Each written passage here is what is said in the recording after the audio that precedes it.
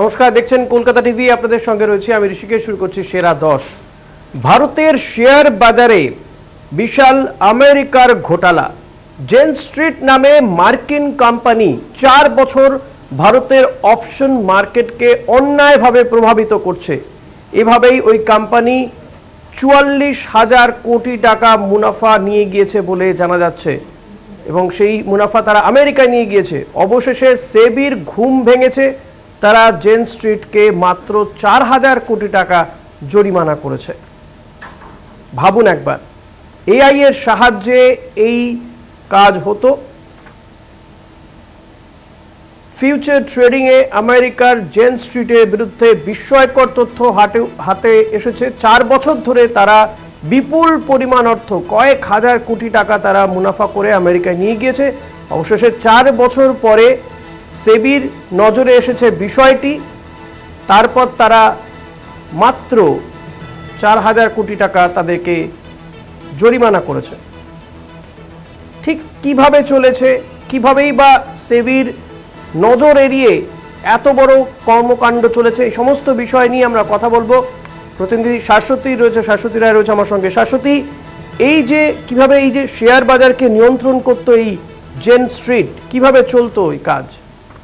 দেখো, কার্যত এই ফিউচার ট্রেডিং কোম্পানি, মার্কিন কোম্পানি, যেটি 2020 সালের ডিসেম্বর মাস থেকে তার এই ব্যবসা ফেদে বসে এবং কার্যত বলা যায় যে একেবারে সাধারণ যারা ক্ষুদ্র বিনিয়োগকারী তাদের থেকে এর প্রযুক্তিটাই সম্পূর্ণভাবে আলাদা। যেরকম আমরা জানতে পারছি যে এর কাজটা ছিল একেবারে অন্য রকমভাবে, যেখানে বলা যায় যে অত্যাধুনিক অ্যালগরিদম এবং কোয়ান্ট মডেলকে ব্যবহার করে এআই প্রযুক্তিকে কাজে লাগিয়ে তারা প্রতি সেকেন্ডের 10 লক্ষ ভাগের 1 সেকেন্ডে ট্রেডিং করত, যেটি কার্যত কোনো সাধারণ মানুষের পক্ষে বা মানুষের মস্তিষ্কের পক্ষে সেই ক্যালকুলেশন বার করা কার্যত অসম্ভব। তাই যারা সাধারণ ক্ষুদ্র বিনিয়োগকারী, সেখান থেকে তাদের বিনিয়োগের পরিকাঠামোটাই যখন এতটা উন্নত পর্যায়ে, তখন সেখানে তারা এই কয়েক সেকেন্ডের মধ্যেখানেই প্রায় কয়েক হাজার কোটি টাকার বিনিয়োগ করছিল। এবং এই বিনিয়োগ প্রক্রিয়ার ফলে কি হচ্ছিল, যে মার্কেটের যে সূচক তা কিন্তু একটা সময় নির্দিষ্ট যেটা থাকছে তার থেকে কয়েকশো গুণ বৃদ্ধি পাচ্ছিল। সেই বৃদ্ধি পাওয়ার ফলে সেই সময় সেই ট্রেডিং এর পেছনে সাধারণ মানুষ বা ক্ষুদ্র যারা বিনিয়োগকারী তাদের একটি ঝোঁক বেড়ে যাচ্ছিল এবং তারা সেই ট্রেডিং কোম্পানিটার সঙ্গে যুক্ত যে ট্রেডটা রয়েছে সেই ট্রেডের প্রতি অনেক বেশি আকৃষ্ট হয়ে পড়ছিলেন। এবং দেখা যাচ্ছিল যে এই জেন স্ট্রিট তার যেটা মেন কাজ ছিল নিফটি এবং ব্যাংক নিফটির কেনাবেচা করা, সেখান থেকে দাঁড়িয়ে তাদের যখন এক্সপায়ারি ডে আসছিল সেই সময় গিয়ে সে শেষ মুহূর্তের একেবারে 30 সেকেন্ডে আবার কল অপশনসের মাধ্যমে সে আবার ট্রেডিং করতে আরম্ভ করছে। কিছু অংশ কিনছে এবং একটি ব্যাপক অংশ বিক্রি করে দিচ্ছে ওই নির্ধারিত সময়ের মধ্যে, অর্থাৎ এক্সপায়ারি ডের একেবারে শেষ মুহূর্তে এসে। সেই সময়ে দেখা যাচ্ছে যে এর ফলে সাধারণ যারা ক্ষুদ্র ব্যবসায়ী তাদের যে আর্থিক লেনদেন সেটা কিন্তু একেবারে তলানিতে গিয়ে ফিরছে। এবং এখান থেকেই প্রশ্নচিহ্ন উঠছে যে সেবি কেন এই বিষয়টিকে এতদিন ধরে নেগলিজেন্সির মধ্যে রেখেছে, যেখানে সেভিডি রিপোর্ট থেকে মিলছে 2021 সাল থেকে 2024 সালের মধ্যে ভারতবর্ষের প্রায় 91% ক্ষুদ্র বিনিয়োগকারীর প্রায় 2,86,00,000 কোটি টাকা একেবারে মানে জলাঞ্জলি গেছে, কার্যত তারা খুইয়েছেন। অর্থাৎ মার্কেটের এতটা যখন অধঃপতন, সেখানে সেই মার্কেটের পেছনে জেন স্ট্রিটের মতন একটি বিনিয়োগকারী কোম্পানি রয়েছে, সেটাকে কেন আগে থেকে চিহ্নিত করলো না, সেটা নিয়েই কিন্তু প্রশ্নচিহ্ন তুলেছে কংগ্রেসের তরফ থেকে।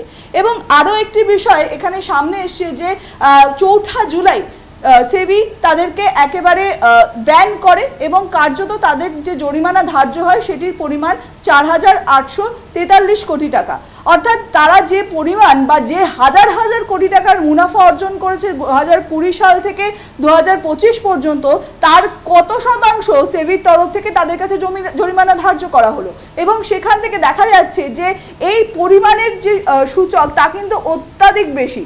কারণ যে তথ্য মিলেছে, কংগ্রেসের যে পিসি বা সাংবাদিক বৈঠক হয়েছিল সেখানে যে তথ্য তুলে ধরা হয়েছিল, সেখানে বলা হচ্ছে যে জেন স্ট্রিটের যে আর্থিক লাভের পরিমাণ তা জানুয়ারি 2023 থেকে মার্চ 2025-এর মধ্যে প্রায় 44,000 কোটি টাকা। সেখান থেকে দাঁড়িয়ে 4,843 কোটি টাকার কত শতাংশ থেকে দাঁড়ায় সেই হিসেবটা কিন্তু আমরা যে কোনো মানুষ এমনি বুঝতে পারছি। অর্থাৎ সেবির কাছে সমস্ত বিষয়টা পরিষ্কার থাকলেও কেন সেবি এই বিষয়টাকে সামনে আনছিল না, কেন সাধারণ বিনিয়োগকারীদের এই মার্কেট পরিস্থিতির মধ্যে ছুঁড়ে ফেলা হচ্ছিল? কার্যত দেখা গেছে যে 2021 থেকে 2022, 22 থেকে 23, 23 থেকে 24 এই সময়সীমার মধ্যে সাধারণ যারা মধ্যবিত্ত পরিবার তাদের এই শেয়ার ট্রেডিংয়ে ঢোকার একটি প্রবণতা ব্যাপক হারে বৃদ্ধি পেয়েছে এবং সেই মার্কেট সূচকে তারা অনেক বেশি আকৃষ্ট হয়ে পড়ছিলেন। কিন্তু তাতে করে দেখা গেছে যে ভারতবর্ষের শেয়ার মার্কেট একেবারে তলানিতে এসে পৌঁছেছে ঋষি, এবং এই পরিস্থিতিতে কার্যত এই জেন স্ট্রিটের একটা বড় হাত নজরে এসছে। একদমই এত বড় সড়ো ঘোটালা নিঃসন্দেহে বাংলা সংবাদ মাধ্যমের মধ্যে কলকাতা টিভি প্রথম এই খবর আপনাদের সামনে নিয়ে এসেছে। শাশ্বতী, অনেক ধন্যবাদ তোমাকে। আমাদের সঙ্গে রয়েছেন আমাদের পলিটিক্যাল এডিটর আশিস চট্টোপাধ্যায়। আশিস দা, বিজেপির আমলে কি এটাই তাহলে সবচেয়ে বড় শেয়ার কেলেঙ্কারি? দেখো, এই শেয়ার কেলেঙ্কারির ব্যাপারটা কংগ্রেসের একটা সাংবাদিক সম্মেলনের মধ্যে দিয়ে আমাদের সামনে হঠাৎ এসে পৌঁছেছে। এর আগে আমরা একটার পর একটা এই ধরনের শেয়ার কেলেঙ্কারি খবর দেখেছি এবং তা দিয়ে ভারতের শেয়ার বাজার উঠার পাতাল হয়েছে। যখন আদানিদের সম্পর্কে হিন্ডেনবার্গের রিপোর্ট বেরিয়েছিল তখনও বিপুল পরিমাণ টাকার নয় ছয় ঘটেছিল।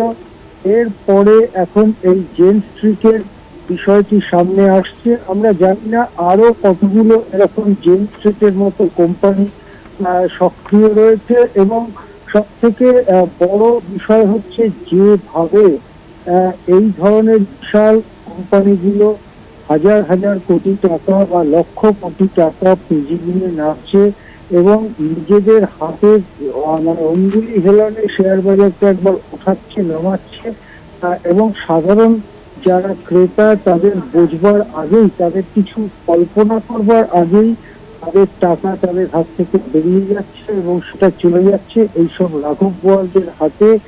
এর মধ্যে দিয়ে ভারতীয় শেয়ার বাজার সম্পর্কে একটা দারুণ অনাস্থার মনোভাবই ক্রমশ প্রকট হচ্ছে। হিন্ডেনবার্গের সময় আমরা দেখেছিলাম যে যেভাবে আদানিদের কোম্পানিগুলো ফুলে ফেপে উঠেছিল, তারপরে কয়েকদিনের মধ্যে আদানিদের কোম্পানির শেয়ারগুলো কি দারুণ ভাবে পড়ে গেল, এবং তখন নাকি ওই পড়ে যাওয়াটাকে পুঁজি করে অনেক কোম্পানি এখান থেকে হাজার হাজার কোটি টাকা নিয়ে যাচ্ছে। কেননা যদি কেউ বুঝতে পারে যে ভবিষ্যতে কোনো শেয়ারের দাম পড়বে তাহলেও সেখান থেকে টাকা লাভ করার ব্যবস্থা আছে, আবার যদি মনে করে যে শেয়ারের দাম উঠবে তাহলেও সেখান থেকে লাভ করার ব্যবস্থা আছে শেয়ার মার্কেটে। এরকমই ভারতের শেয়ার বাজারের স্ট্রাকচার।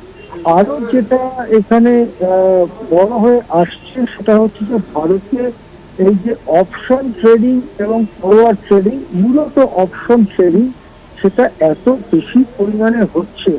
অপশন ট্রেডিং এর মধ্যেও যেটাকে ইন্ডেক্স অপশন বলা হয় সেটা এত বেশি পরিমাণে হচ্ছে যা পৃথিবীর আর কোথাও হয় না।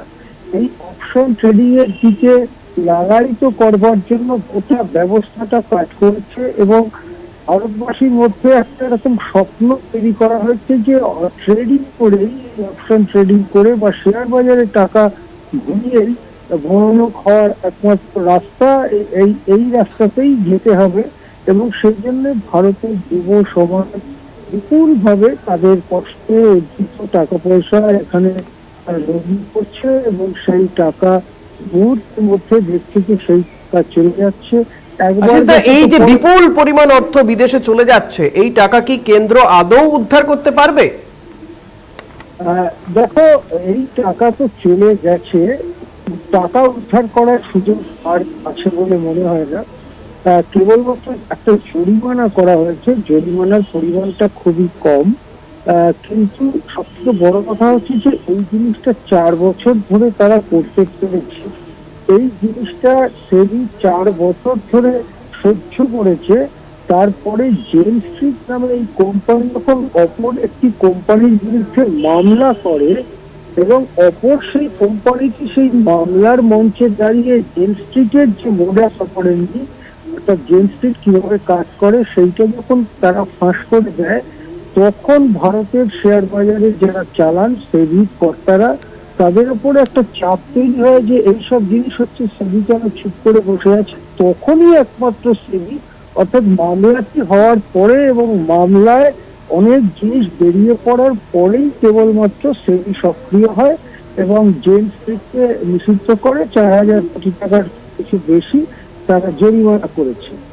এক্ষেত্রে যেটা বোঝার বিষয় যে সুপার কম্পিউটারকে ব্যবহার করে 1 সেকেন্ডের লক্ষ ভাগের 1 ভাগ সময়ের মধ্যে কি পরিবর্তন হতে পারে সেটা সিদ্ধান্ত করে সেই অনুযায়ী টাকা ঢালা এবং টাকা তুলে নেওয়ার যে বিপুল ব্যবস্থা এই কোম্পানিগুলো করেছে, তার সঙ্গে কোনো ইন্ডিভিজুয়াল, একজন সে বড়লোক হোক বা গরিব লোক হোক, কোনো একজন ব্যক্তির কোনো দিনই মানে লড়াই করা, প্রতিযোগিতা করা সম্ভব হবে না।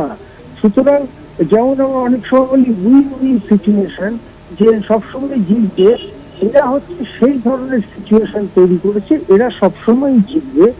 আর সাধারণ লোকের জন্য লস সিচুয়েশন তৈরি করেছে, যে তাদের সবসময় টাকা বেরিয়ে যাবে।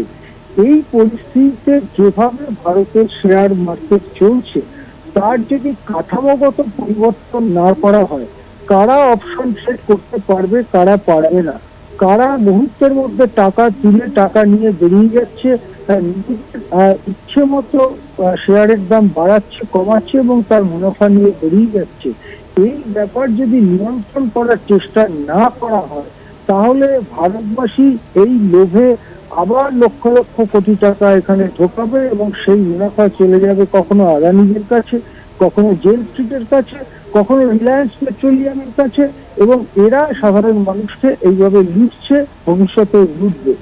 এর বিরুদ্ধে যদি একটা জনমত তৈরি না হয়, যদি সেবি এর স্ট্রাকচারাল পরিবর্তন না করে, ভারতের শেয়ার বাজারকে চুক্তিসম্মত একটা শেয়ার বাজারে পরিণত না করে, তাহলে আজকে মনে হচ্ছে শেয়ার বাজার খুব উঠছে, শেয়ার বাজারে খুব একটা ফোলা ফাঁপা ভাব আসছে।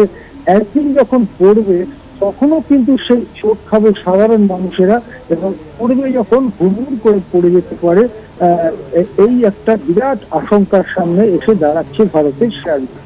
হ্যাঁ, ধন্যবাদ আশিস দা। কথা বলছিলাম আমাদের পলিটিক্যাল এডিটর আশিস চট্টোপাধ্যায়ের সঙ্গে। কংগ্রেস সাংবাদিক সম্মেলন করে ঠিক কি অভিযোগ করেছে শুনুন একবার। एल्गो ट्रेड ऑपरेटर जेन स्ट्रीट की, ये जेन स्ट्रीट भारत के शेयर बाजार, एक शेयर बाजार होता है और एक फ्यूचर मार्केट होता है, फ्यूचर एंड ऑप्शन मार्केट। ये जो पर्टिकुलर कंपनी है, ये अमेरिका की एक एल्गो ट्रेडिंग कंपनी है। ये भारत के डायरेक्ट इक्विटी मार्केट मतलब शेयर बाजार और डेरिवेटिव मार्केट में एक साथ ऑपरेट कर रही थी, सिस्टम को रिग कर रही थी, जबरदस्त मुनाफा कमा रही थी, और ये मुनाफा पूरा अवैध था, जो सेबी का ऑर्डर खुद कहता है। और लाखों करोड़ों रुपए आम आदमी के डूब गए, जिसकी चेतावनी राहुल गांधी जी लगातार दे रहे थे कि एफएनओ में आम जनता का पैसा डूब रहा है, सेबी और सरकार को इस पर सजग होना चाहिए। इसने 4,800 करोड़ रुपए अवैध मुनाफे में नहीं कमाए थे, जेन स्ट्रीट ने अवैध मुनाफे में 44,000 करोड़ रुपए कमाए हैं। और यह भी जनवरी 2023 से मार्च 2025 के बीच का ही आंकड़ा है। इसके पहले उसने कितना कमाया और मार्च से लेकर मई तक जब तक वो ऑपरेट करता रहा उसने कितना कमाया, ये अभी तक किसी पटल पर आधिकारिक जानकारी से नहीं आया है।